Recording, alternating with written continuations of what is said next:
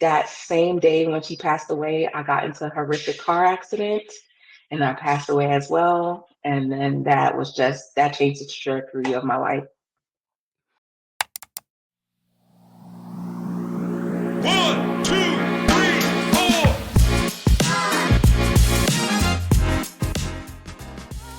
Welcome to the Lean Podcast, Ladies Empowerment and Alignment Network.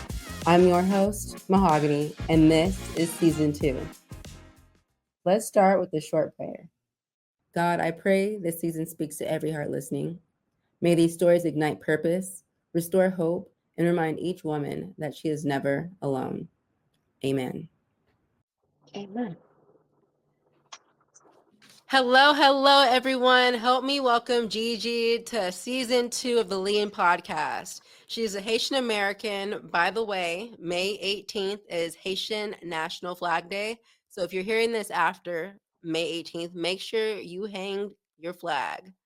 From Brooklyn, New York, owner of Edible Joint, also a near-death survivor, and most of all, a messenger of God. Help me welcome Gigi. Hi. Yay! Hey, Hi. girl. Hey, what's up? Thank you so much for hopping on today, y'all. Today, Gigi's going to be talking to us about reclaiming purpose by healing. So, Gigi, I know I gave you a pretty good introduction there, but from your own mouth, tell us a little bit more about yourself. As you stated before, I'm originally from Brooklyn, New York. Right now, I reside in the DFW area of Texas. I've been here for close to, I'll say close to 4 years now. While being here, I've just embarked on a journey that I can't even like put into words, but I'm literally living out my dreams. Everything that I prayed and manifested is happening in real time. So I'm just taking it a day at a time. I love that so much. Let us know a little bit about where you came from. I know everything starts with like the beginning. So, taking us back Mhm. to when you were born, who raised you, what was life like? Okay, so as I stated before, I'm from Brooklyn, New York.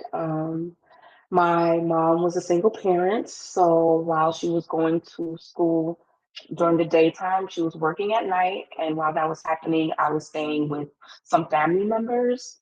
Um, I grew up with them being Seventh-day Adventists, which was, extreme to a certain extent. So not being able to wear pants, Saturday being our holy day, certain foods that I can eat, not listening to secular music. So I went from that extreme household to then moving in with my mom. And her being a single parent, I just had like a lot of freedom. So I find it funny because now I am 33 years old and I'm a Libra, so I'm like, it's funny that I'm learning the balance of life. Thank you for just sharing that, like just showing us a little bit where you came from. It was really strict in religion and with family members and things like that. When did you come to DFW, Texas? I came to DFW around like in the middle of the pandemic. So I'm gonna say like 2020, 2021-ish. Yeah, so I came here. I came to visit a cousin of mine that extended to an extended stay. I was working with the New York City Marathon at the time, and due to restrictions, we weren't working. So it wasn't like we were fired. We was just waiting to see what the government was saying. And during that time, I stayed here. By the time we tried to renegotiate contracts, things just didn't align. And I was like, you know what? I think I'm gonna just stay here. Like it's way more smoother, way more calmer compared to New York, living that hustle and bustle life. And I was trying to get used to that to finally like be able to sit down, calm my nerves, with my thoughts, be one with my thoughts, and just figure out what life would look like. If I'm being honest, I felt like life wasn't New York didn't feel the same after losing my mom. So I kind of was like open. I didn't have any kids. I already finished school. So I just felt like the world was my oyster and I've been here ever since. Okay, awesome. I love when someone can like leave their home and go to a new place. I feel like that's pretty much throwing yourself out there to be like, God, I trust you. Like, whatever you got for me, I'm here Hmm. to receive it. Hmm. Because, I mean, just moving far away from home, that's just a different thing. Um, Yes. so before you actually made the move, how was life going for you to make you feel even vulnerable enough to relocate yourself? Um, I mean, had its ups and downs. Like, so my mom passed away in 2014. I finished getting my associates that same year. But I did take a little break just to figure life out and figure out what I was going to do from there. So I think I took like a year and a half or 2 year break. I went back to school because I did promise my mom. I did promise her that I would go back to school and get my bachelor's degree. So I definitely kept my promise. I graduated in 2018. From there, I started working with the New York City Marathon. I worked other jobs as well simultaneously. And then I really took my business head on, Edible Joint. I started it in 2017, but like 2018, 19, I really hit the ground running with that. And I was having a ball. And then I'll say around 2020, I was just deciding like, I think I need something new. What's crazy is had an opportunity to start working with the Kansas City Chiefs, but then the pandemic happened. Mm. So I literally upped and moved from New York and I ended up in Missouri. And then probably less than 3 weeks later, they was like, yeah, we're shutting everything down. And I was like, so what does this mean? It took me a while to get adjusted to that because as a New Yorker, I'm just used to moving and grooving. So the fact that I was told that like we could not go anywhere, I'm not gonna lie, I felt like it triggered me back to my car accident and the passing of my mom. I literally was forced to sit down and I'm like, wow, this is part two again. So here we go. Oh, wow. So before we get on to part two, take us back to part one. I heard you say that your mom passed away, and I know a lot of times, for a lot of us, our moms are very big people in our lives. So, Mhm. with the title being Reclaiming Purpose Through Healing, how did you heal, or how was that experience with even losing your mom? Honestly, there's no words. I wouldn't wish this on my worst enemy at all. What I do know now, 11 years later, is that healing is not linear. Grieving isn't linear neither. So there's times where it's, easier than others. Sometimes it's harder than others. It could be the smallest things that could trigger me and I could be weeping all day and just like, oh, I wish I could get a hug from her. And there's just days where I feel like, I don't want to say it's kind of out of sight, out of mind, but because my mom is originally from Haiti, I guess in my mind is like, oh, I guess she went back home to like visit or went for a vacation. So Mm. it's kind of hard with that. But yes, she passed away. She passed away March 30th, 2014. That same day when she passed away, I got into a horrific car accident and I passed away as well. And then that changed the trajectory of my life. Okay, so just to make sure we're hearing correctly, you lost your mom, and on that same day, you got into a car accident and died? Yes, so my mom passed away, I'll say a little after 12 in the afternoon. This was around like midterms, so it's crazy because the night before, we was having a conversation, which was like just me preparing for the papers I had to do, studying and preparing for graduation. So while we had that conversation, we've never talked about like death or anything like that.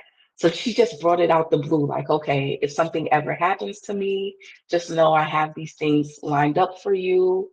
And I'm not gonna lie, I was angry because it's like, what is triggering this? Like, why are we even having this conversation? I took it as a joke and I was like, you know what, mom? Like, I'm just gonna talk to you tomorrow. Like, I still have to finish these papers. I have other things that I have to do regarding school because I used to manage different teams in my school. So I was just like, I'm just gonna talk to you tomorrow, and then we'll have everything situated. My mom had breast cancer, so she had a mastectomy. Something told me, like, I had this gut feeling to go back home. And my mom, for the life of me, was telling me, no, just stay in school. She was like, if you really feel that bad, then you could come the following weekend. Usually, I'm not gonna lie, I am a rebel, so I wouldn't have listened to her. But I was like, you know what? Like, I don't want to give her any stress. I don't want to make her feel any kind of way. So I'm going to listen to her. The next day, she called me around like nine something in the morning, but I was so tired because I was up to like 3 in the morning writing my papers. And I was like, you know what? I'm going to call her within like a hour and a half or two. I just need a little bit more sleep, and then I'm going to call her back. What's crazy is I could not go to sleep. I kept on tossing and turning. I woke up. I cooked breakfast from my house, which was pretty cool. And then while I was trying to like flip a pancake, out of nowhere, it felt like a ton of bricks just sat on my chest. I couldn't breathe. I lost my balance. I ended up passing out, and I couldn't explain why. Like I don't know what happened to me. The time that I said I was going to call my mom was the time I got the phone call that she passed away, and then life changed from there.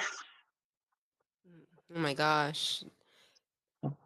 Were you really close to your mom? Do you feel like y'all had one of those relationships where you were like feeling what she was experiencing in the flesh? Yes. I know some people might think it's weird, but very much growing up religious and now I am spiritual, I do believe that I felt my mom's passing because there was literally nothing wrong with me. Like I wasn't dehydrated, I wasn't starving, there was nothing physically wrong with me. It came out of nowhere and I couldn't explain what happened. I even scared my roommate's girlfriend at the time because she just was like, "What is going on?" And I couldn't say anything. I could hear her, but I couldn't communicate with her. And then she told me like I passed out. My landlord, he used to live the house over, so I guess my roommate and his girlfriend called for help, and they came. So when I came to, that's when everything happened. Mm. So tell us a little more about your upbringing when it comes to being religious versus spiritual. Because I know we spoke before, and I found it really impactful that you were able to differentiate the difference between being religious versus being spiritual. I think for me personally, me being religious and me coming from the Caribbean, my family coming from Haiti, I think they tied hand in hand. So while I was being raised, if I'm being honest, I didn't have a loving relationship with God. It was very much like kind of like God is a dictator. He's over you, he's watching over you. You better be careful. Like, you don't want him to hate you. If you do, you're going to end up in hell. No cursing. Like, very much, it just was very strict, if I'm being completely honest. Very strict. I also went to school, Seventh Day Adventist. So I was, having Bible study there as well. And at that time, back then they teachers were able to like discipline their students as well. So it's like, okay, so I get disciplined in school and then I go home and I get disciplined even more. What's even worse was that I was being abused at the household that I was living in. So it's like I could not escape. Compared to now, the relationship that I have with God is very much spiritual. I'm not going to lie and say that I go to church every Sunday, but I do go to church. I do talk to God just about every day. Um, God is literally like my focal point of my life just because of everything I endured. I can't see my life without God being the center of it. And I do have a loving relationship with God. I feel like I've I'm trying to think the best way I could say this. I experienced every kind of emotion towards God. So first I was very fearful because I didn't know what to do, what to say. So I very much dimmed my own light. I was very timid. I didn't want to ruffle any feathers. So naturally I just became a people pleaser. And that was to my own detriment. So I went from that. Then I went and became a rebellious teenager. I went through that stage, and when I was able to actually vocalize the kind of abuse that I went through. I was just very angry at the world. If I'm being completely honest, I was angry at my mom as well. Usually you hear the stories of like your mom is supposed to be your caretaker. They're supposed to know everything. So in my mind, I was like, okay, if motherly instinct is a real thing and you are feeling that something's wrong with me, then like why you didn't come and save me or why you didn't come soon enough? Because I did end up moving with my mom when I was like in the second or third grade. But for me, I was like, yeah, this didn't happen fast enough. So I went through that. Then I became even more angry with God once she passed, and I had just so many questions. Growing up, I used to ask questions, and I never could get like a definite answer to certain things. Like, okay, well, God, why is God like this? Well, why is Jesus like that? Why can we do this and why we can't do that? And instead of like having a open conversation with me, it was kind of like it's because I said so. It's because of this, and or it's because the adults that I was speaking to, they didn't know how to like articulate exactly what they wanted to. So it was just like, do as I say, not as do as I say, not as I do kind of thing, and just stay in the child's place. So you really don't have authority to question any adult. So I just was like, okay, fine. Oh, wow. Well, thank you so much for breaking that down for us. I feel like it's really important because a lot of times people either have one and not the other or Right. just avoid it altogether. So I think it's important for us to understand what it means for us all as individuals to be religious or to be spiritual, and what that can look like. Mhm. So you're in the kitchen, you're cooking breakfast for your household, you faint, you come to, and the first thing you hear is your roommate telling you your mom passed away? Is that how that No, So, what happened was my cousin, he was living with us at the time. He was in my mom's, like he was at my house back home in Brooklyn, and he called me and he was just like, "Are you doing anything?" And I was like, "Oh, I'm just cooking breakfast for the house." So he was like, "Okay." He's so nonchalant. He was like, "Oh, well, your mom passed away." So I was just like, "What?" It was just so random. And I just was like, "You're lying." And he's like, "No, I'm serious. Like, your mom's dead, so you got to come home." So I was just like, "What are you talking about?" I immediately hung up on him and I kept on calling my phone. Every time I would call, his mom would pick up because she was staying with us during the same time too, because she was going through breast cancer. So while she was going through her own treatment, she stayed with us. Every time I called my mom's phone, she kept on picking up. So I just kept on getting more angry, like, what is going on? So while I called her, she would answer, but she couldn't speak because she just kept on crying. So I'm like, what is going on? So he like, I guess my cousin got frustrated with me eventually and was like, I told you your mom died. So I was like, you know what? This doesn't make sense. I was like, I'm gonna call my dad. My dad is never gonna lie to me. I called my dad and I've never heard my dad cry before. happened? Never. My dad was choked up and he was just the only thing he could say was like, "I'm sorry, baby girl." And I was like, "What are you apologizing for?" He just kept on saying, "I'm sorry." And I was like, "I have to hear it from you. If you say it, then that means this is true." And he took a deep breath and he was like, "I'm sorry, but your mom is gone." So I was like, "Where are you?" He's like, "I'm on the way to the hospital." So I said, okay. So he's like, all right, we're going to try to figure out what we're going to do. Because I went to school in upstate New York, which was a couple of hours away, probably like 6 to 7 hours. So everybody was trying to figure out how am I going to get home. Um, During that time, my family members was talking about me catching a flight. And to me, I just thought that was insane because I'm in the same state. I'm just a couple of hours away. My dad was just like, you know what? I think you need to be with your loved ones right now. So I'm going to come and pick you up and we'll just drive you back home. Okay, no problem. He told me to pack clothes for probably a week, just to get funeral arrangements together, stuff like that. So, okay, no problem. I did exactly that. During that time, I felt like my phone was like a hotline bling. Everybody was calling me and texting me, and I just didn't have the words. I didn't know what to say. Like, I'm living my worst nightmare. So I talked to some of my best friends at the time. I talked to some family members, and I just was like, okay, I'm gonna wait for my dad. Some of my friends from my college town, they all came to me. They came to my house once they figured it out. That happened. My dad came, and when he came to pick me up, I just collapsed in his arms. Like as soon as I opened the door and I saw him, I collapsed in his arms. We both cried, and he's like, "Okay, we got to go home." So okay, we got in the car. It was his wife. She was sitting in the back seat of the car, and a family friend in the passenger seat. So I sat behind the passenger in the back. That happened, and I literally cried myself the whole ride. I cried myself to sleep.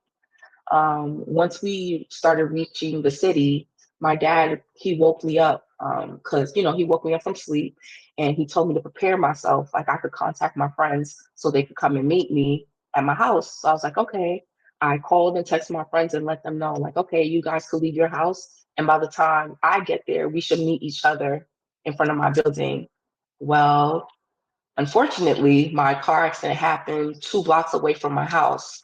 So while they were there, either on their way or waiting for me, I got into the car accident, and they didn't know what happened until the next day. During this time, my car accident happened around like 11, no, like 1:32 in the morning. Um, what's crazy is my ex-boyfriend at the time, he was on the block. So he saw how everything transpired. He heard me screaming and everything. He just didn't know it was me until he saw the news the next day. Mm. Wow, how traumatic to be going to see about your mom and then to be that close to home and Mhm. to be in an accident. How bad was the wreck? It was horrible. So the person that hit us, he hit a total of like 8 cars. Majority of it was parked cars.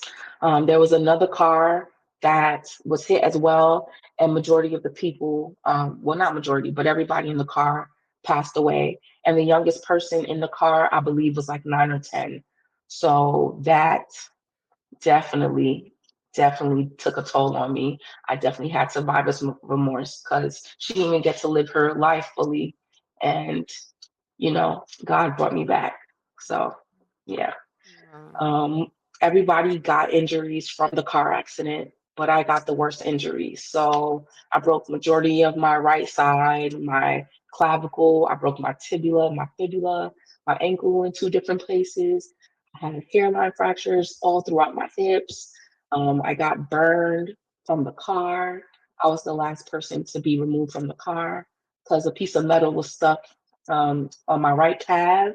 So yeah, just a lot. Wow. Mhm. Wow, that's intense. What was your recovery process like from something like that? So, from my recollection, I was put in an induced coma. From there, I woke up, um, and I was told I was in the burn unit for a bit because of the burns I had.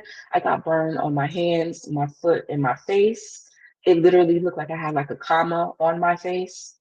Um, I had a neck brace, so I went from there to being in like ICU. Then from ICU, I went to trauma. Then from trauma, I got pushed to a nursing home. And from there, I just had to, I guess, learn my new norm. I was told that I had less than a 20% chance of ever walking again. So just trying to adapt to what my new reality would be like. Um, so my car accident happened March 30th as well. And I wasn't able to walk until like, I'm trying to think, maybe around like my birthday. So around October, where I didn't have like no canes, no crutches, no walker or anything. Wow, thank God you were still able to walk when they said you wouldn't, or more Thank than God. likely. Yeah. So having been in the hospital during all that time, did you end up missing your mom's services and things like that? Oh no. Oh, see, that was one thing I did not play about. I very much told my family, and I was very much adamant on nothing's gonna happen until I could attend.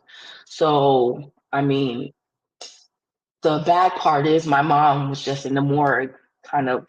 waiting until things happened. And because me and my dad were both in the car accident, he healed a little bit faster than me.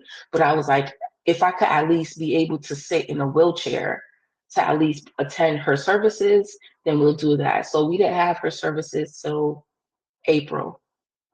Wow.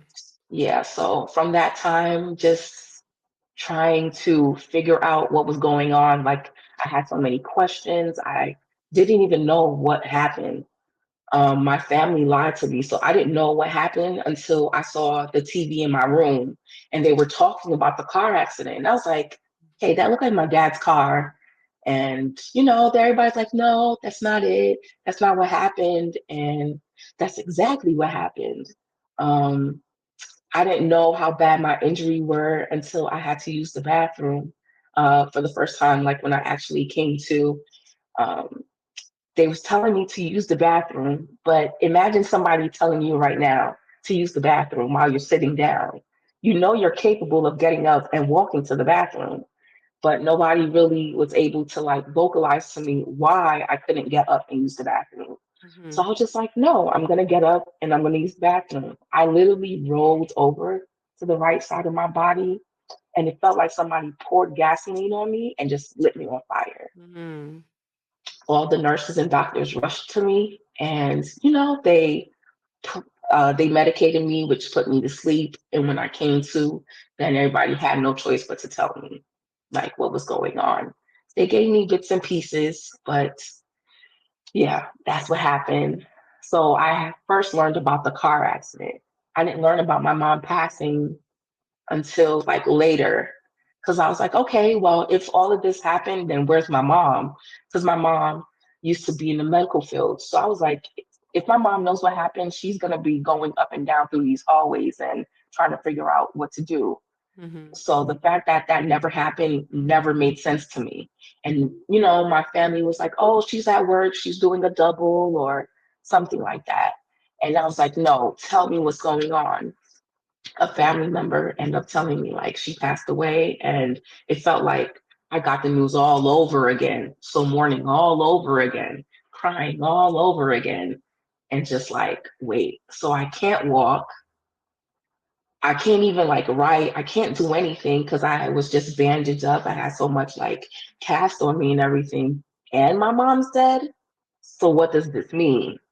So while that happened, I'm like, okay, if my mom's dead, then where's my dad? Because he was the driver of the car. So my dad came, they wheeled him in the wheelchair to my room. And then I just, sorry, I'm just trying to contain my emotions. But yeah, it just was a lot. It was a hard pill to swallow. Yeah. Wow, girl, that's a lot. That's way too Hmm. much. That's more than a lot Yeah. for one person at one time. So, like, with all that going on, what were your next steps towards healing, or did that process not start right away? I mean, I physically, wish emotionally, mentally, all of it. I wish I could tell you like, oh, like it wasn't that. I was numb. I was numb. Every day I was numb. I'm dominant on my right side. So I couldn't even feed myself. My friends and my family, whenever they would come to visit me in the hospital, they would feed me, they would change me and stuff like that. And I'm not gonna lie, the hospital that I stayed at was not the best at all. So much so that I ended up with bed sores. So, which is one of the main reasons why they end up moving me to the nursing and rehab facility. Um, Once I was there, I was numb as well too. I was the youngest patient that they ever had at the time, so I felt like I was their child. A lot of the nurses definitely, prayed over me and they watched over me. I always had visitors. There's not a day from the day I woke up in the hospital till the time I left that I had an empty room ever. So I didn't have much time to my thoughts, and when I did, I just cried myself to sleep every day. Um, I pushed the thought of my mom, being dead. I pushed it to the back until it was like, okay, now you got clearance from the doctor. It's time to start planning. So the fact that I had to write her obituary, There's nothing that could prep you for that, like at all. Hearing stories from like family members and family friends that I just never knew of. I always looked at my mom this one way, which was my mom, but to hear her as like a sister or a friend or a confidant, a coworker, um, it just broke me down even more because I was like, I wish I got to know this woman. Um, but yeah, just doing that. I'm trying to think. The wake and the funeral was a hard pill to swallow as well. Mm-hmm. I can't even tell you a lot of things that transpired. I wasn't able to sit in the front. Usually in the funeral service, the family sits in front. Well, Right. because I was in a wheelchair, I would have been in the way. So I opted to sit in the back because I couldn't sit in front of seeing her physical body in the casket. So I was like, yeah, just put me in the back. While I was there, I felt like I was in the twilight zone. Like everybody's moving, but I'm standing, like I'm sitting still. I know that I did went up to go speak. I can't even tell you the speech that I said, but I do know that it was very much emotional and had everybody crying. But from that, I still was numb. I cried and cried and cried until I couldn't cry no more. What's Wow. crazy is the day before my mom's wake, which I rarely tell people this part, but the day before my mom's wake, it was like pouring cats and dogs. And I was like, this is crazy because this is exactly how I feel. I feel like the universe is like reflecting how I feel on the inside. And I was just like, God, I don't think I could do this. I don't think I could say bye to my mom. There's no way I can see her in the casket. Like I think, like if I'm not dead now, I'm gonna die then. Like there's no way. I kept on crying to God, like please just like end it. However you want to, I'll close my eyes and please just kill me because I can't go through that. Um, I cried myself to sleep and what's crazy is I literally felt my soul leaving my body and a family friend, she worked at the nursing home at the time. She came during her break to come and visit me. And she said when she saw me that like my body was cold, my lips was turning blue, and she just kept on praying over me. She just kept on praying over me and was just like, please, God, just like leave her here. Her mission isn't done here. Like I know she has pain and she's in agony. I could hear her, but I couldn't move. I couldn't do anything. It literally was like I was watching her pray over me. And she's just saying all these things. She's praying in our language, Haitian Creole and stuff. And she's just like, in the blood of Jesus, please cover her. Like, please, just like her mission is not done yet. And she's like screaming my mom's name. My mom's name was Irene. So she was just like, Irene, please, I know you want your daughter, but not right now. Not right now. We already have to like go through you tomorrow. Like we have to finish um, you know, your Like last bye. Like it. memories and stuff. Mm-hmm. So while that happened, I don't know how or what. I just know that like when my soul came back to my body, I just had like the nurses there and everybody was in tears. And I was so angry. While everybody was happy that I woke up, I was so angry, like, damn, like why am I still here? Mm-hmm. So Wow. that happened. A little bit after, I'll say like within a week or two after, I started doing physical and occupational therapy. Um, and my physical therapist, he was just like, look, um, this whole time while you were here, I gave you grace and everything, but he's like, we got to get you moving. Like, atrophy is a real thing. So the more you stay in bed, is the more you're going to lose your muscle memory and you really aren't going to walk. And I just looked at him like, I don't want to walk anyway. Where am I walking to? There's no purpose. Like I have no purpose. All my life, it was embedded in me to take care of my family, to go to work, to go to school, make sure that I get a good paying job so I can retire my mom and my dad and just take care of them. So now that this big part of my life is gone. I never saw life past that. Hmm. So just trying to figure out what that was, I just was like, no. Every day he would come to my room and he'll open the window. Every day he'll open the blinds and be like, "You ready?" And I'll just look at him. No. Get out of bed. No. And then what I realize now is that he'll do things to agitate me so I could at least move an arm or move a leg or something. It's a method to his madness because it did get me out the bed. One day I just was like, you know what? F it. Like, what I got to lose? I can't walk anyway. So he's going to waste his time. That's what I was telling myself. Little did I know that he actually was helping me Wow. just regain everything. I did have damage, and I still do till this day, but it's not as bad as when everything initially happened. Wow. So are you walking today? Yes, I can walk. I do have full blown arthritis. So when the weather changes, like when it rains or when it snows, I do feel pain and stuff like that. And my doctors told me, like, I'm going to feel pain basically for the rest of my life. It's just going to be, like how I can maintain it. So usually I'm in pain for like, one- if I had to scale it from like 1 to 10, I'm usually at like a 5 to 7. That's a normal every day. And a day like today where it was raining, I was like an 8, 8.5, 9-ish. So yeah. Wow. I'm so happy that God blessed you and that with a great physical therapist who actually cared to go the extra mile.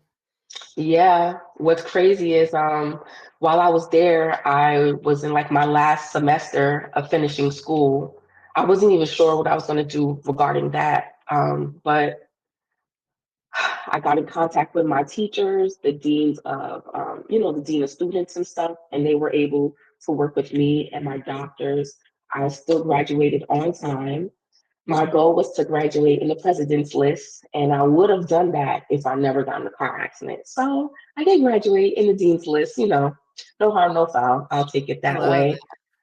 Unfortunately, I wasn't able to attend my graduation because my doctor just didn't give me clearance for a long travel.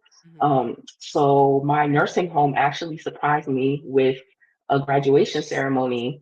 They brought me a cap and gown. I had a stash. If you want, I could send you the picture and everything too. Yeah, send it my way. Um, yeah, so they did that. I was totally shocked and surprised. I had like a cake and everything. It just was crazy, just crazy. My nursing home, like the nurses and stuff like that, the whole staff was there for me, literally there for me. And I couldn't thank them anymore. Wow. Shout out to that nursing home wherever you are because we know they're not all that great. So that's a beautiful thing. Okay. Shout out to DSSM. Thank you guys so much, and I love you guys. I love that. So, Gigi, how does one go from like so much chaos and turmoil to like this vibrant, beautiful person, business owner, like walking in her purpose? Like, how does that happen? Okay, so I went from being numb. And then I started working. I worked at an after school program. So it was, I think I take that back. I don't think I know that I needed to be around children. They're so innocent. They're so pure. So it did brighten up my day. But what came attached to that was I became an addict. So I did become addicted to my pills that I was prescribed. And was that was a crazy time. I was addicted for a couple of months. I had a hard conversation with my sister, my older sister. She just looked at me and she just was terrified. Like, okay, clearly you didn't die before, but I think I'm gonna lose you now, and I don't want to. We didn't grow up with each other, so the car accident and the passing of my mom, crazy enough, is what brought me, her, and my brother together. So she just was like, I can't see you die in front of me. To hear how I impacted her being that way did take a toll on me. And she was getting married that year too. And she wanted me to walk in her wedding, but she was like, I don't even know if that's possible. You're not even able to be coherent. So, she's just like, we have to figure something out. I promised her that I was gonna, that I was gonna stop, which I did, but I found another coping mechanism, which was drinking, and I became a functional drunk. So I would literally plan my schedule. I would leave my home and go around my work area around like happy hour, the start of happy hour. Because, after school usually starts around like 2 or 3 in the afternoon. So I would go just in the nick of time. So I would drink a few, go to work, be present with the kids, leave work, and it would still be happy hour and I'll still drink. And I was doing that for months on end too. And then I just got tired and I was like, I can't do this anymore. My body physically could not take it. So I stopped, which was very hard going through withdrawals and stuff like that. I stopped and I enrolled myself into school. I got accepted to Cortland University, which is in upstate New York. And that's where I obtained my bachelor's. While I was there, I was depressed, but I didn't know it, if I'm being completely honest. I didn't know what depression felt like. And growing up, it was always, well, don't go to therapy, just pray about it. I Mm-hmm. was so angry at God. So it's like, I don't got nothing to say to you. You put me in this predicament. Every chance I begged you to take me out this pain, you never did. So now what more do you want from me? And God was like, oh, yeah? All right, no problem. I'll be here waiting for you. You're going to come to me. I'm not coming to you. You're coming to me. And that's exactly what happened. I had a conversation with my sister where I just was like, I can't do this no more.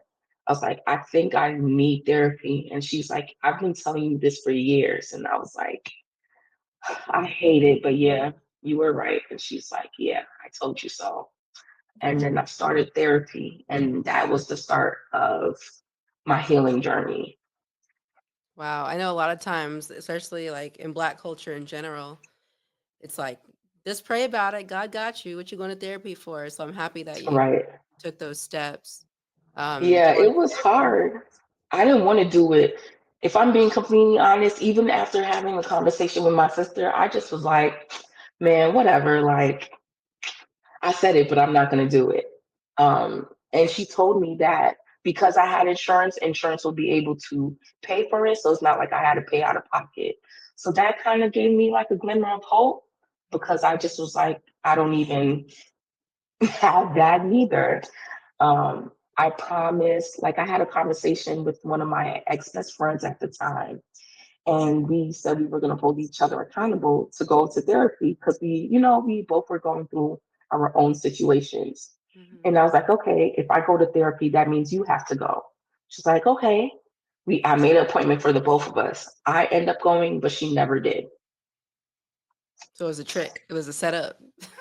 It was a setup because I was like, how is it that you didn't go? Like we promised each other, we had this conversation, and you never went. And she was like, oh, okay, I rescheduled, and she just kept on rescheduling, but never went.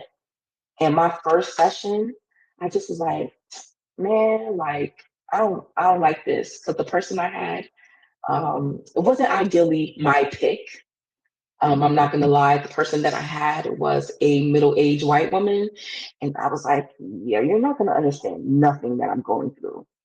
And I was like, and when I was walking out, I guess like the head person of the therapy office that I was in, I guess she noticed that I wasn't satisfied or something.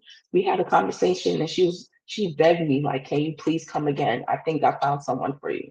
And I was just like, if I come, this is just like me wasting my time and all this other stuff. And she was just like, just give me this one time, like this one chance. And I was like, you know what more do I gotta lose? And I ended up going.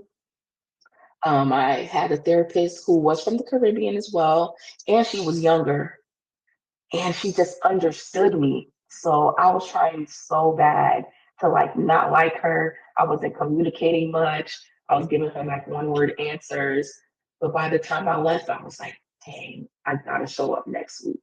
Fuck. Okay, This is here we happening. go. I love that. So take us on to Post therapy, like you took us through this beautiful story of finding therapy. Was that when you were like, okay, I got this. I know like what my purpose is. I know what I'm doing. Is that when it started, or did you have to go through some more hoops? Nope. That helped me through grief. Um, I just was numb.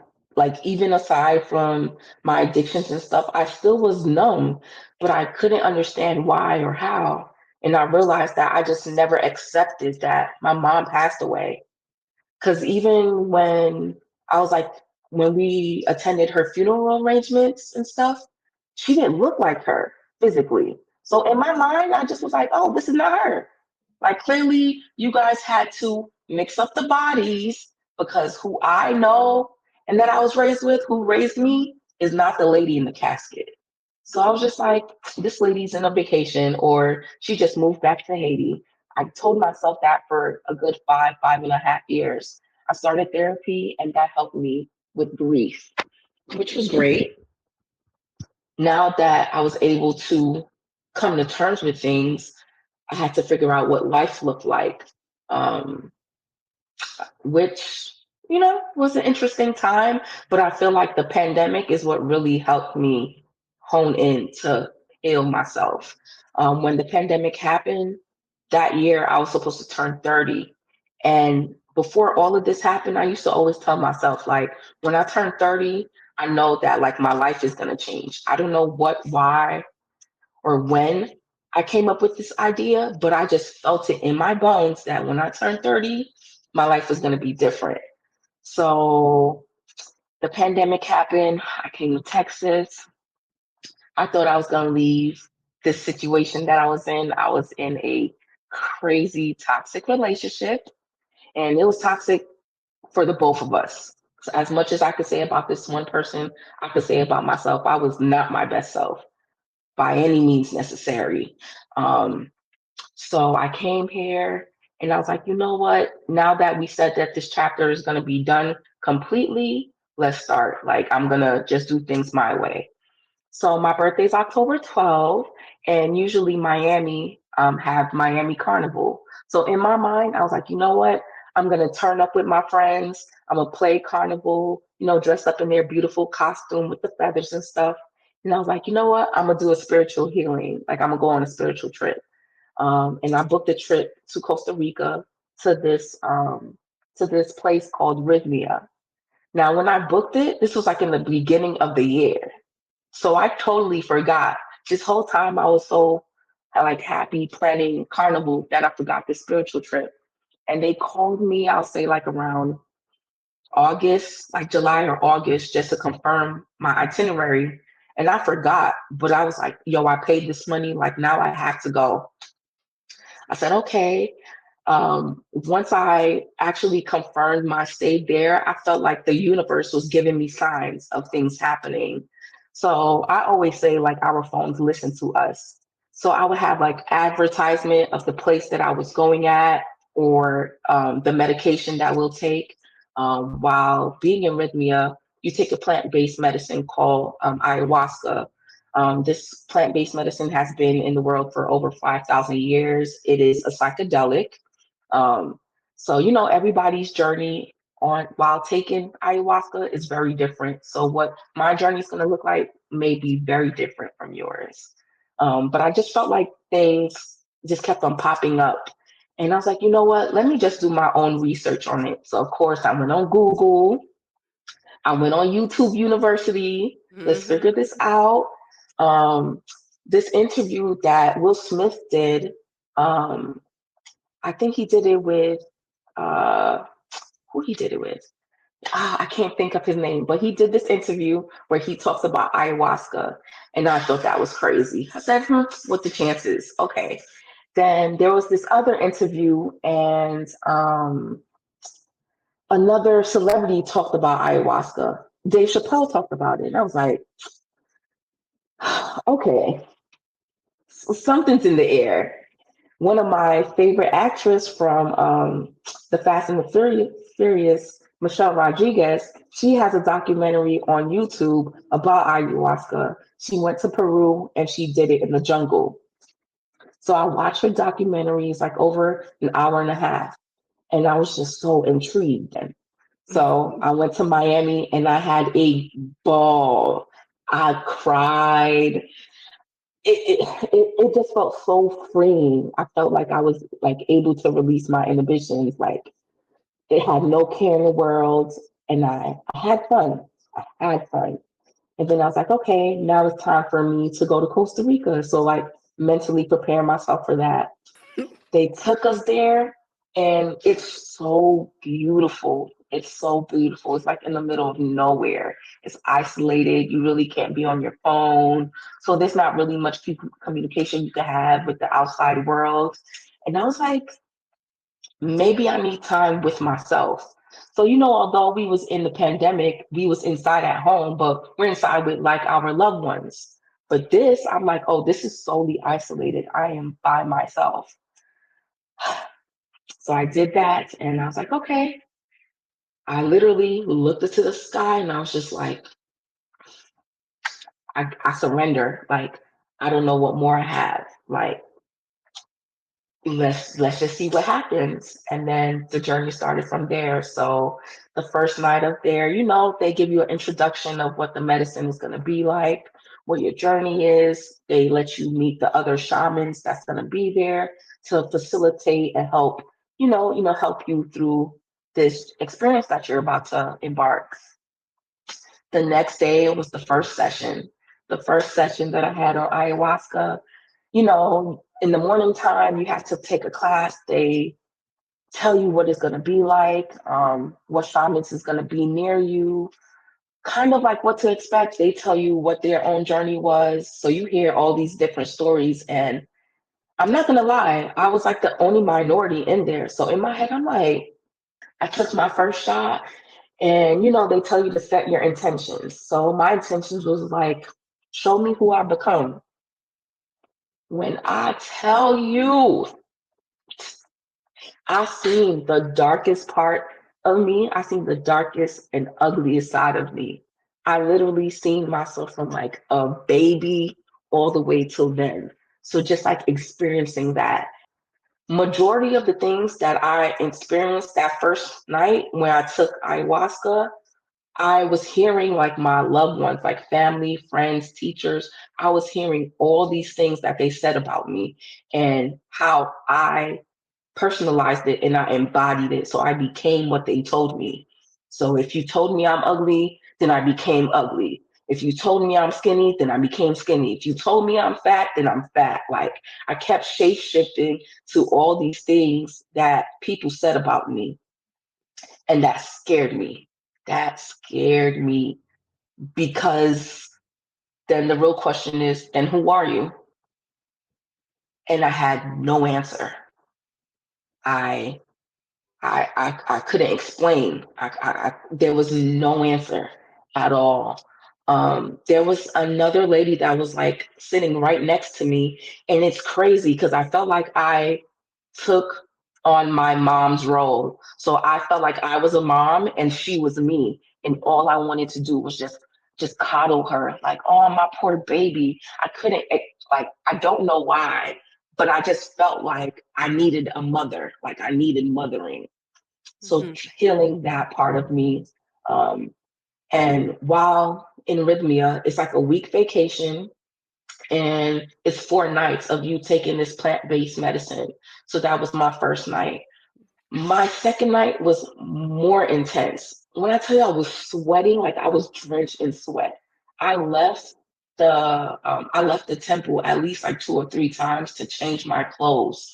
That's how like drenched in sweat I was. It was sweat, tears. I I was in so much pain and agony. And I kept on praying to God, like, God, please stop this.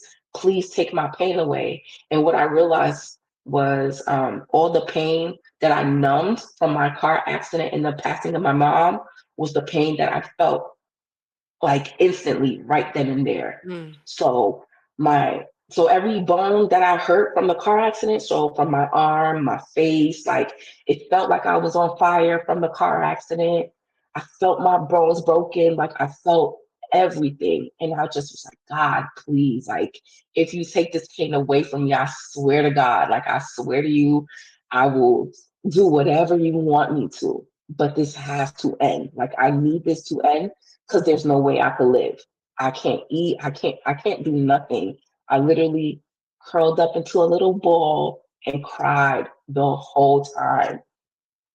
I experienced other things from there, but whatever. The third day, I was like, okay, let's see God. Let's see what we have in store. So my third day on ayahuasca, I felt like I just was in this realm of just seeing things and hearing things. And I just was like, what is this? Like, what is going on? So I felt like I kept on rubbing my eyes because I'm like, is this real? Or am I like losing my mind? Like, maybe you guys got to take me to a psych ward or something because this cannot be real. Like, what I'm experiencing is not real, but it is very much real. Um, I was able to silence the people in my life. I was able to silence them, and I was able to talk to myself. And I saw my younger self, and I was talking to her, and she was just having a fit. She was just so mad at the world. Like, nobody ever pays attention to me. Nobody ever listens to me. Um, and I just kept on telling her, like, come to me. Like, I'm you, you're me. So come. Like, if you're not gonna listen to nobody else, listen to me. At first she was just so mad and she kept on pouting. And I was just like, okay, you know what? Fine. You don't want to come to me, I'm gonna come to you. Once I came to her, all she did was just cry. And I was just like, what is wrong? And she's like, I'm in so much pain. And I was just like, what is it? Like, what's wrong? Like, is it something I could fix? And she literally pulled her heart out and was like, look, my heart was so bruised. It was so bruised. And I just was like, I can't believe I'm holding my heart. But just to see it, I just was like, damn, like just to see all the turmoil that was like on my heart. I cried with her and I was just like, I'm so sorry you went through this. And she was just like, nobody cares about me. Like, nobody loves me. And I was just like, I love you. And she's just like, no, you don't love me. And I was like, what you mean? And she's like, do you love yourself? And I could not answer. She literally shook me to my core.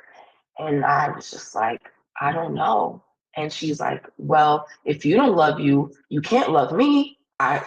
There's nothing I could say other than you're right. Just like, you know what? Like, I promise I'm gonna make it my life mission, not only to love me, the adult me, but I'm gonna have to love you. So once that happened and I felt the tidal wave, I had to speak to the shamans. Once they told me exactly what happened, I was in complete shock. I didn't know what to say. I was like, okay, well, let's just keep on going. Clearly, I'm healing something. What? I don't know, but I'm gonna keep on going because it feels right. It feels like I need to do this. On the fourth night of me taking ayahuasca, I connected with my ancestors. So I was able to talk to my mom, my aunt, one of my aunts from my mom's side, her youngest sister. I was able to communicate with her, and I communicated with both of my grandmothers. Now, from the time of my mom's passing till the trip, I never experienced my mom. So she never came to my dreams. I never seen no signs, nothing. So I felt abandonment again. Like, okay, so not only were you not really there for me when I was, while I was a child, but now this is happening again. It's crazy because she came. So although I couldn't see her physical body, I was conversing with her the same way I'm conversing with you. She told me that she's not in pain no more. She's telling me how good she looks, all this stuff. She's like, oh, I don't have cancer no more. I don't have cancer. Like, we're good. And I was like, what do you mean we? And she was like, oh, I'm here with my sister. Her sister's name is Eva. So I was talking to her. And my aunt had breast cancer as well. And her leg was amputated. And that was due to the earthquake that happened in Haiti. That's beautiful. That's such a beautiful experience that you had there. Thank you Mhm. for going into detail about how each day went for you. Mm-hmm. I know you had did like a whole lot of research before you went there and started the Mm-hmm. process. Mm-hmm. If at all, was there any conflict you had like with your inner self when it comes to your faith that you were taught and introducing plant-based medication? Did you have any thoughts like that where you're like, I don't know, am I gonna like be doomed to hell if I do this? Like, was there anything like that? I had so many questions. Am I doing the right thing? Is this smart? What's gonna happen once I do it? Like, what if my body rejects it? I had so many thoughts. It wasn't even about like how other people may perceive me, but it was mostly with myself. Like, okay, let's say you do this, you go on this experience, then what? What happens from there? And I didn't have the answer. And they tell you, like, you're not gonna have the answer, but it's going to be like you start life all over again. So the person who you are once you go into this place is not going to be the same person who you left, once you leave. And I didn't believe them. It sounds good. It sounds like the typical Yeah, thing. rebirth, right? Right. But they're not lying. That's exactly what happened. I felt like once I left that place, I was literally a newborn baby. So I always joke and tell my friends this, like, yes, my age says that I'm like 33, but right now I'm literally a toddler because I restarted life. So who I am now is nowhere near than who I was before. And I thank God every day for that. That trip came in the right amount of time. And if I'm being completely honest, I was just like, well, if it is a drug, you've taken drugs before. So what's new? You smoke, you already took, like, so what you got to lose? That's all I kept saying. Like, what do you got to lose? Girl, you already died. Girl, you couldn't walk. You couldn't talk. You couldn't do anything. So why not? And I was just like, all right, let's just see what happens. Like, I already paid. So I'm not wasting my money. I'm going to get my money's worth by any means necessary. And I got my money's worth and then some. That's so beautiful.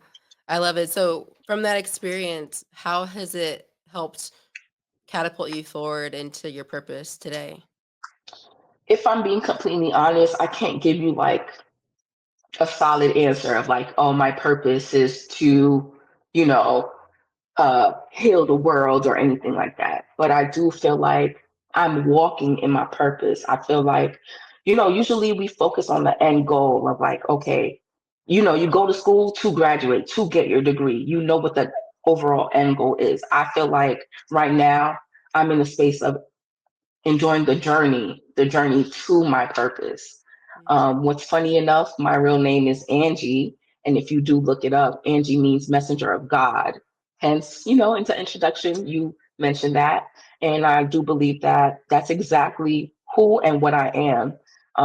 What's funny is my mom used to always tell me, like, your name was never supposed to be Angie. Like, she had all like clothes and stuff. It had other they had another name. My name was supposed to be Tatiana, but my mom was like, it didn't happen. She had a dream while she was pregnant with me. One of her older sisters passed away in a car accident, crazy enough. And my aunt told her to name me Angie. And she Wow. was like, I don't like that name. Ew. Like, no, I don't want that name. Crazy enough, one of the nurses while she was giving birth to me, her name was Angela, but everybody calls her Angie. And my mom was just like, come on. And my mom looked at me. She said when she held me in her arms, she was just like, you don't even look like a Tatiana. So I spent all this money on clothes. I got this room painted with your name, and it's not even your name. And she was just Mm. like, your name is Angie. And I feel like I'm literally living out that purpose. I do believe that although my story is very traumatic, it is, it's horrifying, certain times and stuff like that. I do believe that I am a messenger of God. I do believe that all the tests that I've been through thus far is a part of my testimony. And I do believe that whoever hears this, I do hope that it shakes something. Even if it doesn't, I hope that it at least lights something, even if it's a question, even if it's okay, well, what does this mean? Like, how do I figure this out? Whether it's pertaining to, going through a spiritual journey, taking a spiritual trip as I did, or whether it's starting therapy, just know that there's no better time than now. There's no better time than now. For somebody who was bedridden, literally stuck in bed, who was paralyzed from the waist down, who could not do anything, like literally could not do anything. I couldn't feed myself. I couldn't write. I could not do anything. From that person to who I am now, I prayed, I cried, I fasted, I manifested where I am right now. So I'm literally living my wildest dreams. It's crazy because I never saw life past 21. My car accident happened when I was 22. So from the age of 22 to now, I've been figuring out what life is. I've been making trials and errors. And, it's a blessing and a curse that my mom isn't here in the physical realm because I don't have that alarming feeling of like, okay, I got to make my parents proud. I mean, it's there, but it's in a different sense of the word. Now I get to live out my life and figure out what I like, not what my mom told me, not what my dad told me. Okay, I like pineapples because I tried it, not because somebody told me to eat it and it's good for you. Mhm. Okay. And even if I try it and I don't like it, at least I could say I did it, I attempted. So just navigating through that is a crazy, crazy, crazy place to be in. It's so surreal. Because when I think about it now, like on a day like today where it's like storming and it's going to be storming for the rest of the week, for me, I take it as like, I feel like God is chin checking me. Like, you still grateful? You still happy for where you at? Because although, yes, I will be in pain physically, but I'm so happy that I'm able to get out my bed. There was a time where I couldn't. I had bed sores. I had 3 bed sores. I had 2 on each butt cheek, and I had 1 on my spine, and that was the biggest one. And you could literally like see Mm. my spine. Like that's how bad it was. When I was in bed in that hospital, I was around like it was this stench that I could not put my finger on, but it was so bad, so bad. And I was just like, why y'all not cleaning the room? Or you guys aren't throwing away the garbage? Like, there's something wrong. And it wasn't till my god sister's mom, she came from work and she came, to check on my family and myself. While she was there, she was helping change my diaper because, I literally could not do anything. While she was changing my diaper, she's the one that discovered that I have bed sores. And she, like, it was a knee jerk reaction. I know she didn't mean it, but she basically gagged from the stench of my bed sores. Mhm. That is what I was smelling the whole entire time. I thought I was losing my mind. I thought I was going crazy, but it was because of the bed sores that I had. And there's no way I could explain what it smells like other than a body that's decomposing, like your body's literally eating itself. So from going to that to now being able to like get out of my bed, I may have to walk a little bit slower. I may have to take my time, but I'm able to do that. There was a time where I never wanted to, I was okay. I came to terms with me just Working a being, lot. yeah, I was okay with being disabled because I was like, I don't want to live life anyway. My mom isn't here. My best friend isn't here no more. So I don't care. I was okay with it. And now I'm just so grateful to even do that, to even walk, that I could talk, I could write, I can do just about everything that the doctors told me Wow. that I couldn't. Wow, that's such a blessing, man. Wow, Gigi, I feel like we're just so blessed to not only have you here, but to hear your story and to hear that you still have your mind to even recollect all the things that you went through, to share Yeah, it as a messenger today. I'm yeah, sure even if even those of us who haven't been through stuff that traumatic, I definitely feel that we could all just take a moment to be still and be grateful that we have another chance. yeah. If I had any message to tell somebody, I would one tell them just to be grateful. Cause when you don't know when your next meal is coming, when you don't know like When's the last time you could take a shower by yourself and be capable? When's the last time you could feed yourself? You taking just one step out of bed, just be grateful for that every day when you wake up. And I will also tell people, please talk to your parents. They are human as well. Trust me, I understand. I've had so, like, the relationship that I had with my mom was very much dysfunctional, but it was real. It was very much real. Despite what my childhood looked like, that was still like the light of my life. She was the focal point of my life. So please talk to your parents. Figure out who they were before they had you. You know, it might not heal everything, but it might answer some questions, and it might make you understand where they come from. Because before my mom passed away, while I was in college, me and my mom was having adult conversations, and the things that she was telling me, I was like, "You sound like me and my friends. Like this is crazy." And mind you, you're like years older than me, but you sound like the situations that me and my best friend are going through right in this current situation. So that started helping me look at things differently, very much so. And what I would tell people who lost a loved one, please give yourself grace. I'm still learning how to forgive myself. There's still conversations I wish I had with my mom. And sometimes I'm mad because it's like, I have these questions, but I'm never going to get the answers. Not the way that I wanted to, but if I want to, I could find answers in different things, different signs. And she pops up. So it's crazy because before the trip to Costa Rica, I felt like I never felt my mom. And now I feel like she's right there with me all the time. So even when I become doubtful, where I second guess myself, I hear her like, come on, stop playing. Like, who child are you? You're my child. Why are you doing this? And I'm like, you know what?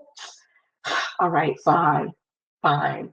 And if I'm ever scared, I always just remind myself, girl, you done died. What more you gotta lose? I love So that. I love that. yeah. Thank you so much, Gigi, for the words of wisdom that you've left us with as well. I think that's all super, super important. Where can the people find you if they want to connect with you online? Do you have any social medias or anything like that?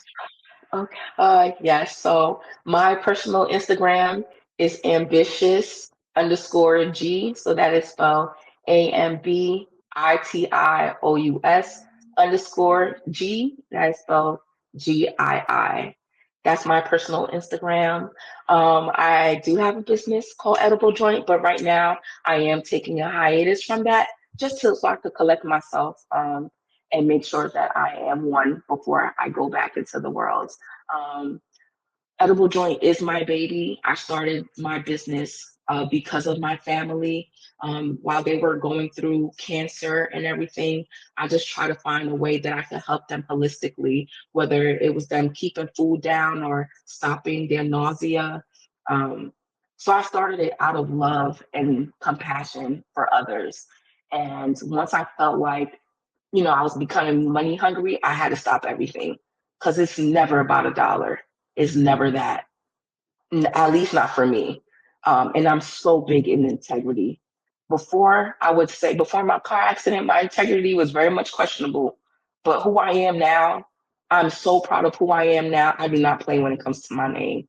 So while I'm taking time to continue to pour into myself and love on myself, I've taken a hiatus. But my business page on Instagram is Edible Joint with two underscores.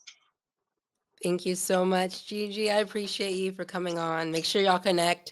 Her details will be in the show notes. Thank Thank you. you guys so much. Thank you so much, Mahogany. This is totally awesome. You are awesome. Thank you. Thank you.